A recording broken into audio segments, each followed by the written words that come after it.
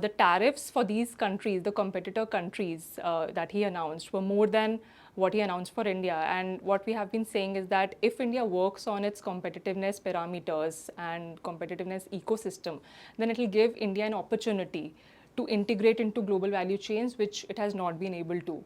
India's problem of small firm sizes. So we struggle to grow and expand, and then we have a problem of missing middle.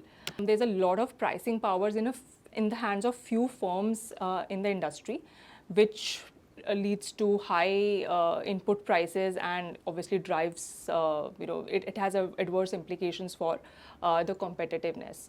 To climb up the ladder of the value chain, we need technology flows. So FTAs become a platform for us to attract those technologies.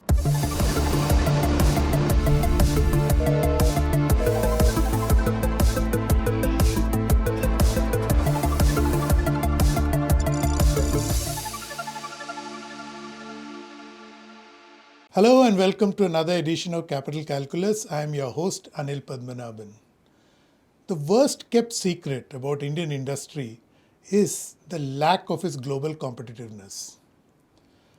You can blame it on a host of reasons. The notorious license raj, which was wound up in 1991, the continuing high tariffs on imports, the abundant or rather rampant red tape and babugiri, and last but not the least, this crazy desire to infantilize and romanticize the small scale sector instead of growing it. Now the thing is that as of 2nd April, President Trump has declared Liberation Day for the United States and set the clock ticking on India's import tariff regime. Regardless of how much time our negotiators are able to get for India in some sunset towards the existing tariff regime, India will have to ramp up its competitiveness almost overnight. The obvious question is, can it do so? More importantly, does this government have the political will to undertake hard-nosed economic reforms to unshackle the Indian economy? To answer all these vexing questions and more, we have in our studios today Prerna Prabhakar. She's an associate fellow at CSEP, which is Center for Social and Economic Progress, a Delhi-based think tank. Prerna, more importantly, is co-authored an upcoming report on India's competitiveness, rather the lack of it. Welcome to the show, Prerna. Thank you. Thank you for having me. Prerna, if I can cut to the chase and begin with this forthcoming paper of yours, the very basic question that can you do a reality check on this lack of competitiveness of Indian industry? Yeah, absolutely. So this study, in fact, which is a forthcoming study, draws on India's lack of competitiveness. So in this study, we have tried to compare India with its key Asian competitors through an index. We have tried to compute an index, and more interestingly, we have tried to corroborate these with discussions from the industry stakeholders. And definitely, we have found huge gaps in Indian competitiveness, and that's what this study talks about. So you mentioned you've computed an index. So where does India rank in global competitiveness? So out of these 5 countries, India, as we expected, was at the bottom, and it's quite close to Indonesia. But then other countries like Malaysia, Vietnam, and Thailand, they are the top. They have the top spots in the index. But India is at the bottom, and it clearly shows that it needs to work on its competitiveness parameters. So interesting. This is all the China +1 countries. They are far more competitive than India. True. So in a way, this is a pipe dream at this point for India to think that they will take China's space, right? Right, definitely. I mean, so the seminar that we had, for this paper was very much timely because Donald Trump had just announced the reciprocal tariffs, which he has now paused for some time. But then the tariffs for these countries, the competitor countries that he announced, were more than what he announced for India. And what we have been saying is that if India works on its competitiveness parameters and competitiveness ecosystem, then it will give India an opportunity to integrate into global value chains, which it has not been able to, till now. So you're saying lack of global competitiveness is basically stymieing India's ability to become part of this global value chains or GVCs, Right, right? right. Okay.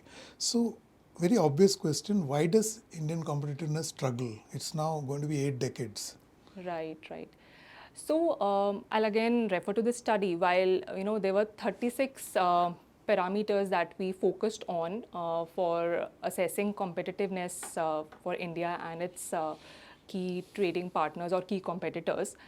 But we also focused on discussing with the industry. So there were a huge range of issues that came out, or we could bring out those issues. So it ranges from something like import tariffs, India's high import tariffs specifically on intermediate goods or input items, which impedes India's integration into global value chains, because it's very important to have lower tariffs on specifically intermediate goods to integrate well into global value chains.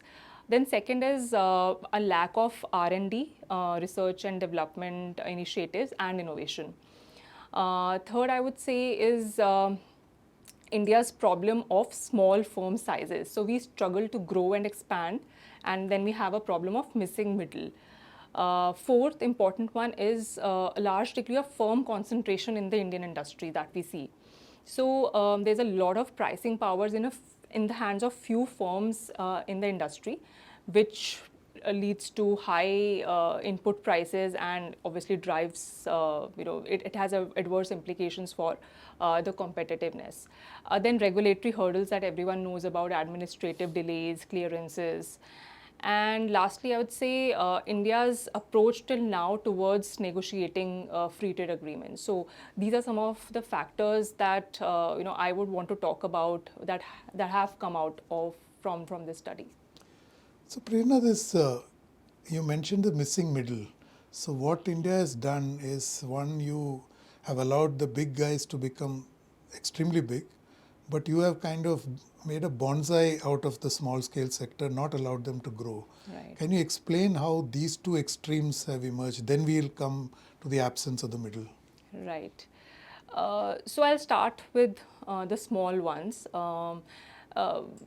Indian industry, it faces some kind of labor laws, and these laws have been there for quite some time now. Though there are now some labor codes in the draft stage, but it's up to all the states to adopt and implement those. So those labor laws are such that they give perverse incentives for the firms to stay small. For example, there's an Industrial Dispute Act, according to which if you have the firm size grows beyond 100 workers, then you'll have to take permission from the government to lay off your workers. So to avoid all of these administration related costs, firms prefer to stay small. And even there are cases that even if they are expanding, they would have different entities under the name or the common ownership under the same brand, but they would have smaller entities. So they would operate as individual smaller entities just to avoid these administrative costs. For example, if you are above 100, then you have to pay social security benefits to your employees, and that's the reason many of the firms are going for contract labor now. So all of these potential costs, because of these costs, the firms prefer to stay small and they do not expand. So what we propose, and then it has been talked about in the past as well, that we need to increase this threshold first and also simplify the labor laws to facilitate expansion of these firms. And on the larger end, I would say that many of these firms are controlling the availability and the pricing, for the downstream, upstream, ecosystem of manufacturing. So a lot of these large firms have or produce products which are of upstream in nature, and then on the other hand, you protect your economy from the global market by higher tariffs. So you can just resort to these larger firms for the inputs that they are providing, but at a very high price. So they have this pricing power, they govern the availability. So and that's how it flows to the downstream sector by and it leads to it has competitiveness implications hence. So yeah, that's how we have the missing middle. So very clearly, there's a very strong policy bias to grow the large guys. Right. Yesterday, Andhra Pradesh has declared that for 99 paise they've given TCS, Right. Some 17 acres of land. Right. Right? I mean, great. TCS can, it's a software, it exports services. But the point is, you won't do any of this for the Yeah, small guy. right. So what you said is, you want to supposedly help labor, but you are actually hurting labor because now all of them are going for contract labor and they're keeping themselves small, which of course prevents you from getting scale, right? Yeah, which is important for integrating into value chains, serving the global markets. So, I mean, scaling up is the key. If we can see in other economies like China, Vietnam, scale is needed. Economies of scale is needed, to be there in the global market. And not only for labor, I mean, MSMEs face problems pertaining to even land, so which has come out as one of the important issues for competitiveness in this study also. Procuring land is a complex challenge, and then it faces a lot of challenges in terms of administrative delays, clearances, requirement. For example, if you have to acquire a piece of land and have to convert it from agricultural use to industrial use, you have to go through numerous steps and procedures. And it obviously has implications in terms of your cost and time. So MSMEs, in terms of support, I feel that these are the challenges that they feel more, and the large firms, they get like pieces of land quite easily. They are welcome in all the states through different provisions and. And it's rather ironic because the small scale sector, I believe, accounts for 60% of our industrial output, right. 40% of our exports, right. They 60% of jobs. Right. So yet they get the short shrift. Right. Very counterintuitive. Very counterintuitive, yes. Okay. So, I want to put a spotlight on one scheme which seems to have identified this competitiveness challenge. Now, the tragedy is, you have explained why our small sector is not competitive, but why is it that our big guys are not competitive? I mean, they got all the, say the menu of incentives, but they're yet not competitive. If you open up tariffs, half of them won't be able to survive. Isn't that very strange? Right. So the scheme, the production-linked incentive scheme, definitely, I mean, what I feel is it came into force, or it was implemented just because to help the industry scale up. Given the fact that we have high costs and difficulties in doing business. Again, it's related to the topics or the issues that I've mentioned, lack of R&D, innovation, absence from the high-tech segment of products.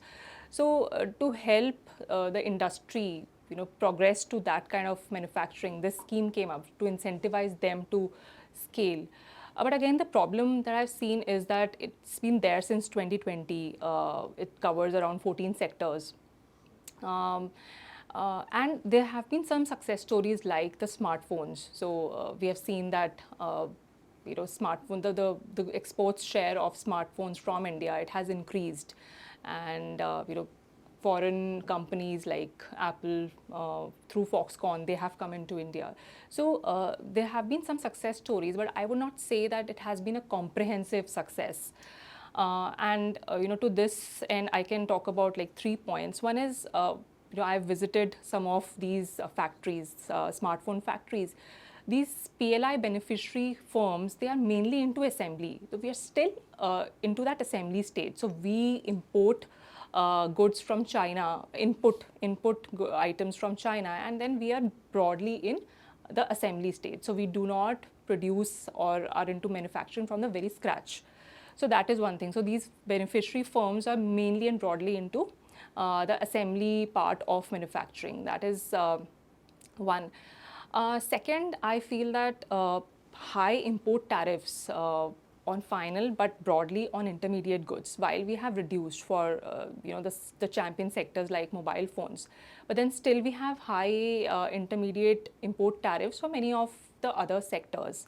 So it definitely undermines the benefits, the potential benefits that the PLI scheme can give to the sectors.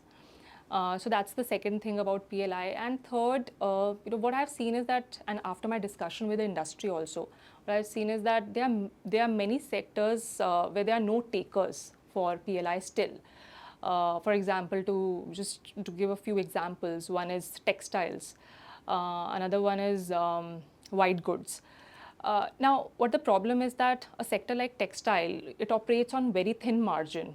And sometimes, the eligibility criteria for being eligible for the PLI incentives, it does not fit the MSME sector, which it broadly constitutes the textile industry in India.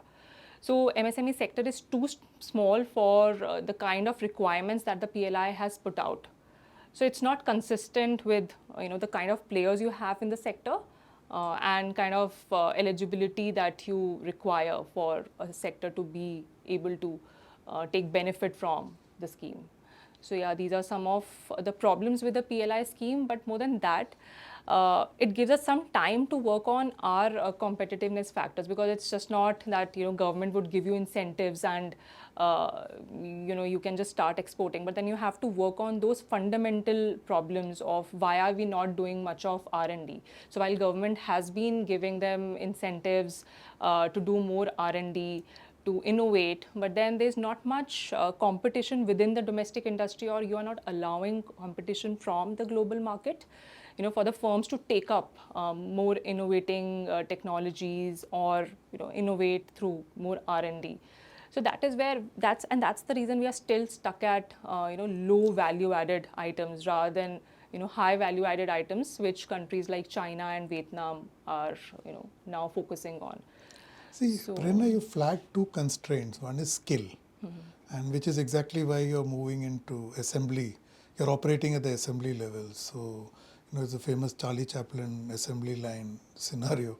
But there's another side to this, which is the issue is that, you have basically how these industries are protected. You have made this point, the sneak peek into your paper says that basically Indian industry is also very secure because it produces for a domestic market. Right. So all these seem to combine to create a non-competitive environment, right? Right.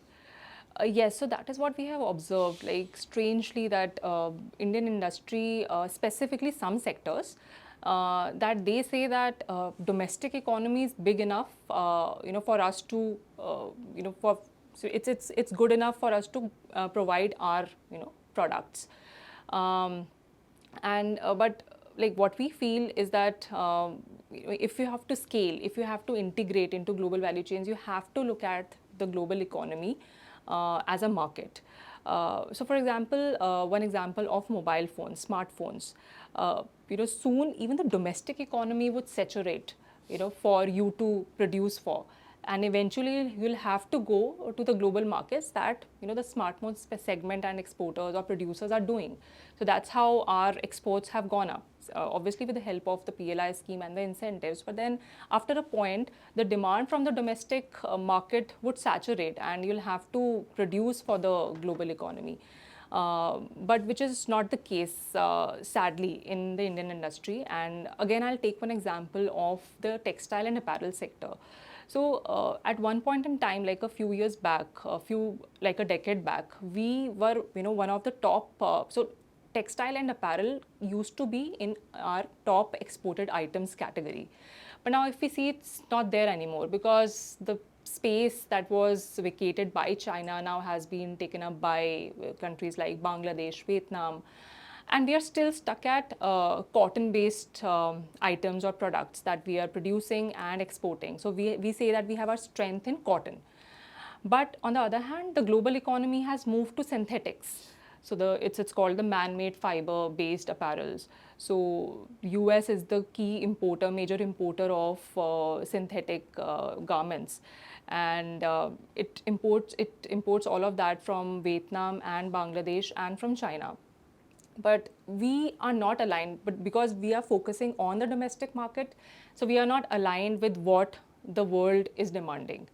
So a potential here is to invest in innovating, doing the right kind of R&D, have the right skills, and produce what the world is demanding. So that alignment has to be there. So the industry has to now think of global economy as an important market to scale up, which they are not doing currently. So, finally, I want to ask you that India is negotiating a slew of FTAs. Right. So, can a lot of these desired policy changes be calibrated and inserted into FTAs so that India can carry out these domestic economic reforms without politically, creating an earthquake?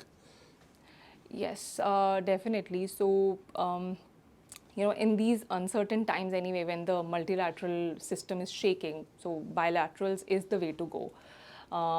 And so while we have signed in the recent past, few FTAs with Australia, UAE, then with Mauritius, and there was an EFTA. But I still feel that we don't have the agreements with key economies still. So we have been negotiating with the EU for the last many, many years. We still don't have the conclusion there. Then UK.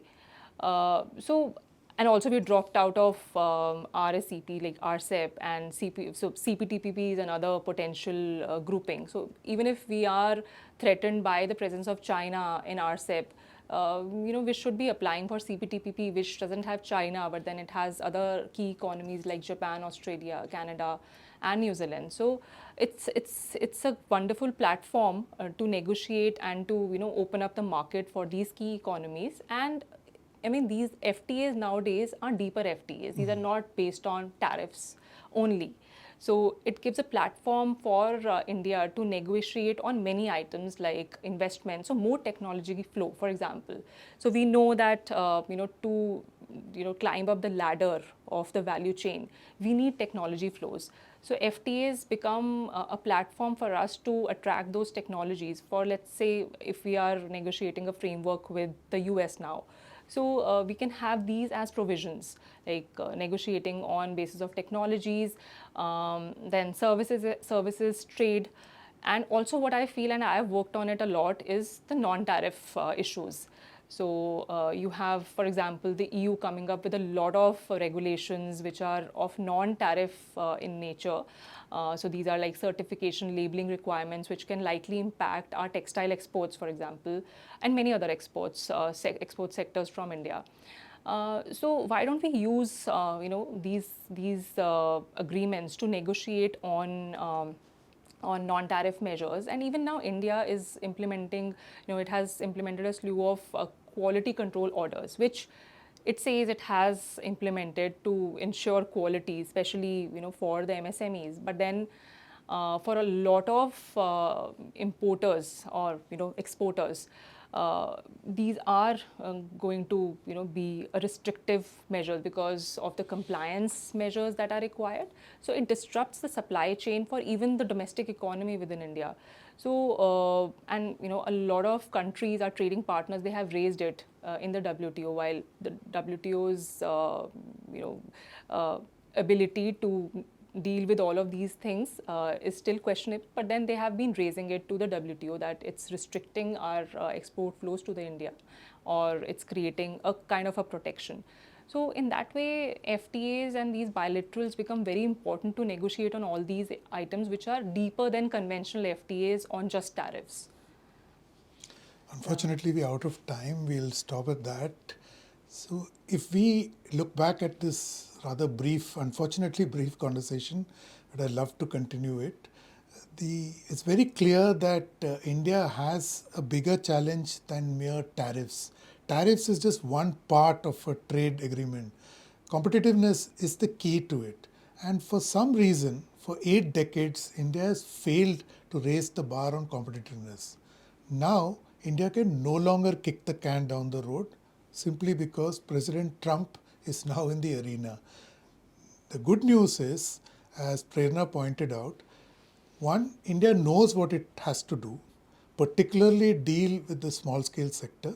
Secondly, it can use the upcoming FTAs or free trade agreements to go beyond tariffs, to negotiate investments, transfer of technology. So it's not about exposing Indian industry, but it's about growing Indian industry. So as I always say, India's cup is not half empty, it's half full. Thank you for watching. Don't forget to subscribe to StratNewsGlobal.Tech on YouTube. Hit the bell icon so that you don't miss any updates. And please, to share your thoughts, ideas and suggestions with us. I'm available on Twitter or X at Capital Calculus. I'll be back next week with another episode. Till then, stay safe.